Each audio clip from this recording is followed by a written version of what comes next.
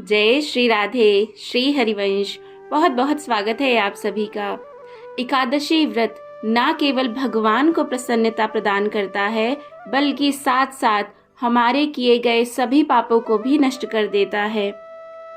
और इतना ही नहीं, इस जीवन के बाद यहाँ तो सुख वैभव दिलाता ही है, इसके बाद भी जब हम मर जाते हैं तो हमें यमदूत के पास नहीं जाना पड़ता, नरक नहीं जाना पड़ता, बल्कि भगवान का धाम हमें प्राप्त होता है।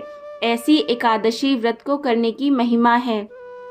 तो अगर आप व्रत नहीं करते हैं तो ज़रूर करिए, और किसी परिस्थिति में अगर व्रत नहीं कर पाते तो कम से कम व्रत की कथा अवश्य सुनिए, क्योंकि सिर्फ कथा के श्रवण मात्र से भी अश्वमेध फल का जो है फल प्राप्त होता है।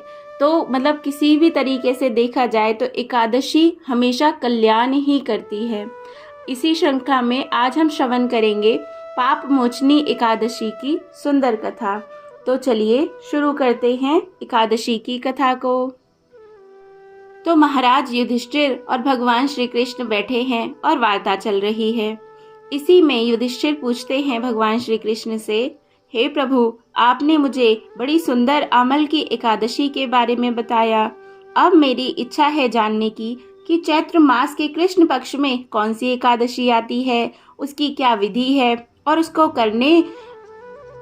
करने से क्या फल प्राप्त होता है। कृपया आप मुझे बताएं।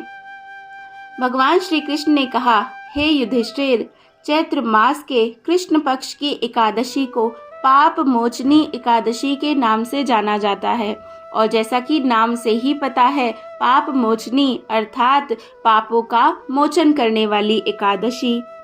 एक बार की बात है, पृथ्वीपति राजा मानधाता ने लोमश ऋषि से यही प्रश्न किया था जो तुमने मुझसे किया है। अतः जो कुछ भी ऋषि लोमश ने राजा मानधाता को बतलाया था वही मैं तुमसे कह रहा हूँ। तो भगवान कहते हैं, राजा मानधाता ने धर्म के गुह्यतम रहस्यों के ज्ञाता महर्षि लोमश से पूछा, हे ऋषि श्रेष्ठ, मनुष्य के पापों का मोचन किस प्रकार संभव है? कृपया कर कोई सरल उपाय बताएं जिससे सभी को सहज ही पापों से छुटकारा मिल जाए। अब देखिए, पाप तो कई बार तो जानबूझकर और कई बार अनजाने में तो कितने ही पाप हम कर बैठते हैं।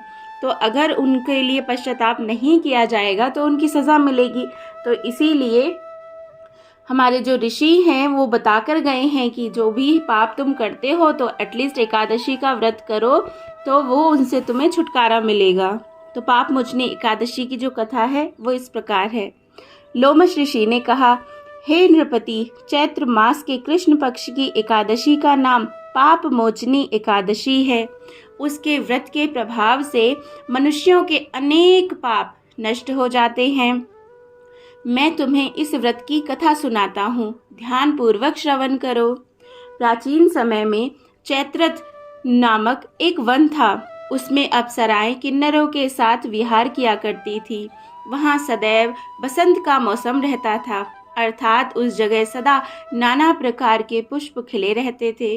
कभी गंधर्व कन्याएं विहार किया करती थी, कभी देवेंद्र अन्य देवताओं के साथ क्रीड़ा किया करते थे। उसी वन में मेधावी नाम के एक ऋषि भी तपस्या में लीन रहते थे। वे शिव भक्त थे। एक दिन मंजू घोषा नामक एक अप्सरा ने उनको मोहित कर उनकी निकटता का लाभ उठाने की चेष्टा की। इसीलिए वह कुछ दूरी पर बैठकर वीणा बजाकर मधुर स्वर में गाने लगी। उसी समय शिव भक्त महर्षि मेधावी को कामदेव भी जीतने का प्रयास करने लगे। कामदेव ने उस सुंदर अप्सरा के भ्रू का धनुष बनाया, कटाक्ष को उसकी प्रत्यंचा बनाई और उसके नेत्रों को मंजुघोषा अप्सरा का सेनापति बनाया। इस तरह कामदेव अपने शत्रु भक्त को जीतने को तैयार हुआ। अब शत्रु भक्त क्यों कहा है?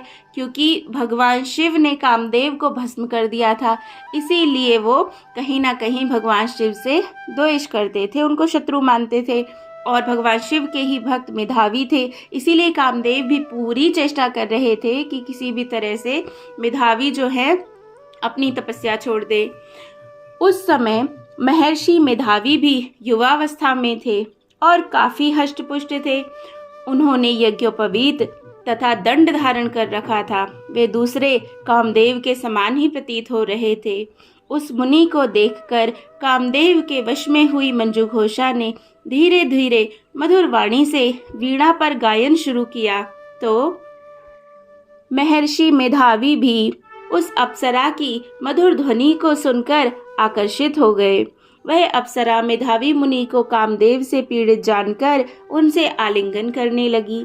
महर्षि मेधावी उसके सौंदर्य पर मोहित होकर शिव रहस्य को भूल गए और काम के वशीभूत होकर उसके साथ रमण करने लगे। काम के वशीभूत होने के कारण मुनि को उस समय दिन रात का कुछ भी ज्ञान ना रहा और काफी समय तक वे रमण करते रहे। कुछ समय पश्चात मंजू घोषा उस मुनि से बोली, हे ऋषिवर, अब मुझे बहुत समय हो गया है, अतः स्वर्ग जाने की आज्ञा दीजिए। अप्सरा की बात सुनकर ऋषि ने कहा, हे मोहिनी, संध्या को तो ही आई हो, अतः प्रातःकाल होने पर चली जाना। ऋषि के ऐसे वचनों को सुनकर अप्सरा उनके साथ रमण करने लगी। इसी प्रकार दोनों ने साथ साथ बहुत लंबे समय तक रमण किया। श्री राधे। मंजू घोषा ने एक दिन ऋषि से फिर कहा, हे विप्र, अब आप मुझे स्वर्ग जाने की आज्ञा दीजिए। मुनि ने इस बार भी वही कहा, हे रूपसी, अभी ज्यादा समय व्यतीत नहीं हुआ है, कुछ समय और ठहरो। मुनि की बात सुनकर अप्सरा ने कहा, हे ऋषिवर, आपकी रात तो बहुत लंबी है। आप स्वयं ही सोचिए कि मुझे आपके पास आए कितना समय हो गया। अब और ज्यादा समय तक ठहरना क्या उचित है? अप्सरा की बात सुन मुनि को समय का बोध हुआ और वे गंभीरता पूर्वक विचार करने लगे। जब उन्हें समय का ज्ञान हुआ कि उन्हें रमण करते 57 वर्ष व्यतीत हो चुके हैं, तो उस अप्सरा को वह काल का रूप समझने लगे। इतना ज्यादा समय भोग विलास में व्यर्थ चला जाने पर उन्हें बड़ा क्रोध आया। अब वे भयंकर क्रोध में जलते हुए उस तप नाश करने वाली अप्सरा की तरफ भ्रुकुटी तान कर देखने लगे। क्रोध से उनके अधर कांपने लगे और इंद्रियां बेकाबू होने लगी। क्रोध से थरथराते स्वर में मुनि ने उस अप्सरा से कहा, मेरे तप को नष्ट करने वाली दुष्टा, तू महापापिनी है और बहुत ही दुराचारिणी है। तुझ पर धिक्कार है। अब तू मेरे श्राप से पिशाचनी बन जा, क्योंकि तूने पिशाचनी जैसा ही कार्य किया है। मुनि के क्रोध युक्त श्राप से वह अप्सरा पिशाचनी बन गई। यह देखकर व्यथित होकर बोली, हे ऋषिवर, अब मुझ पर क्रोध त्याग कर प्रसन्न होइए और कृपया करके बताइए कि इस शाप का निवारण किस प्रकार होगा। विद्वानों ने कहा है, साधुओं की संगत अच्छा फल देने वाली होती है और आपके साथ तो मेरे बहुत वर्ष व्यतीत हुए हैं, अतः अब आप मुझ पर प्रसन्न हो जाइए, अन्यथा लोग कहेंगे कि एक पुण्य आत्मा के साथ रहने पर मंजू घोषा को पिशाचनी बनना पड़ा। मंजू घोषा की बात सुनकर मुनि को अपने क्रोध पर अत्यंत ग्लानि हुई, साथ ही अपनी अपकीर्ति का भय भी हुआ। अतः पिशाचनी जो कि मंजू घोषा ने मुनि से कहा, तूने मेरा बड़ा बुरा किया है, किंतु फिर भी मैं तुझे इस श्राप से मुक्ति का उपाय बताता हूँ। चैत्र मास के कृष्ण पक्ष की जो एकादशी है, यह बात हम सब के लिए है। उसका नाम पाप मोचनी है। उस एकादशी का उपवास करने से तेरी पिशाचनी देह से मुक्ति हो जाएगी। ऐसा कहकर मुनि ने उसको व्रत का सब विधान बताया। फिर अपने पापों का प्रायश्चित करने के लिए वे अपने पिता च्यवन ऋषि के पास चले गए। च्यवन ऋषि ने अपने पुत्र मेधावी को देखकर कहा, हे पुत्र, ऐसा क्या किया है तूने कि तेरे सभी तप नष्ट हो गए हैं, जिससे तुम्हारा समस्त तेज मलिन हो गया है। मेधावी मुनि ने लज्जा से अपना सिर झुकाकर कहा, पिताश्री, मैंने एक अप्सरा से रमण करके बहुत बड़ा पाप किया है।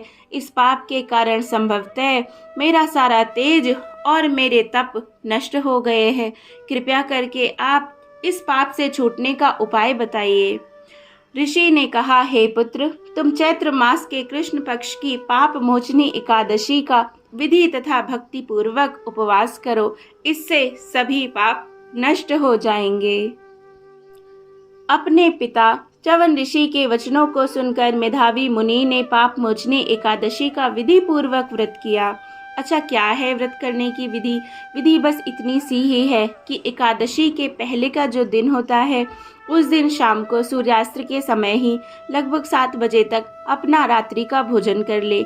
इसके बाद भूख लगे तो दूध फल ले ले और सो जाएं। अगले दिन सुबह ब्रह्म मुहूर्त में उठें, जल्दी से स्नान करके स्वच्छ वस्त्र धारण करें और भगवान की सुंदर आरती पूजा करें। उन्हें सुंदर वस्त्र पहनाएं और भगवान से प्रार्थना करें, हे प्रभु, आपकी ही कृपा से मैं ये व्रत करने जा रहा हूँ या जा रही हूँ। कृपया करके मैं इसे बिना किसी संकट के इसको पूरी एकादशी के व्रत को अच्छे से कर सकूं, ऐसी आप मुझ पर कृपा कीजिए। और उस दिन पूरा दिन आप नाम जप कीजिए, भगवान के भजन गाइए, भगवान की कथाएं सुनिए, जितना ज़्यादा समय हो भगवान के चिंतन में गुजारिए।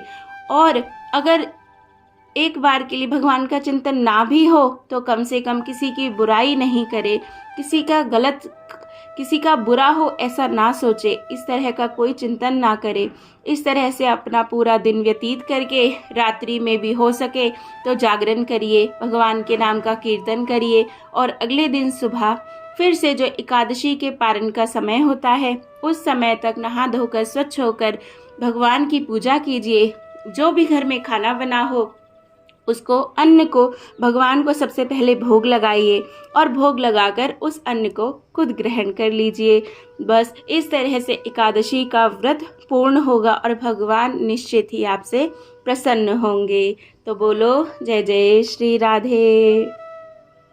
मंजू घोषा अप्सरा भी पाप मोचनी एकादशी का उपवास करने से पिशाचिनी की देह से छूट गई और पुनः अपना सुंदर रूप धारण करके स्वर्ग चली गई। लोमश मुनि ने कहा, हे राजन, इस पाप मोचनी एकादशी के प्रभाव से समस्त पाप नष्ट हो जाते हैं। इस एकादशी की कथा के श्रवण व पठन से 1000 गोदान करने का फल प्राप्त होता है। इस उपवास के करने से ब्रह्म हत्या करने वाले, स्वर्ण चुराने वाले, मद्यपान करने वाले, अगम्यागमन करने वाले आदि भयंकर पाप भी नष्ट हो जाते हैं और अंत में स्वर्गलोक की प्राप्ति होती है। जय जय श्री राधे, जय जय श्री राधे श्याम। तो यही कथा भगवान श्री कृष्ण ने युधिष्ठिर को भी बताई। तो ये कथा वास्तव में तो हम सबके लिए है, क्योंकि हम सब भी बहुत बड़े पापी हैं। भले किसी को लगता हो मैंने तो कोई पाप नहीं किया, पर फिर भी सब ने बहुत पाप किए हैं, तभी हम इस योनि में पड़े हैं, वरना भगवान के धाम में नहीं होते। तो इसीलिए पापों से मुक्ति दिलाने वाला यह सुंदर व्रत जरूर करें। एकादशी की बहुत बहुत शुभकामनाएं। जय जय श्री राधे, जय श्री राधे श्याम। श्री हरिवंश।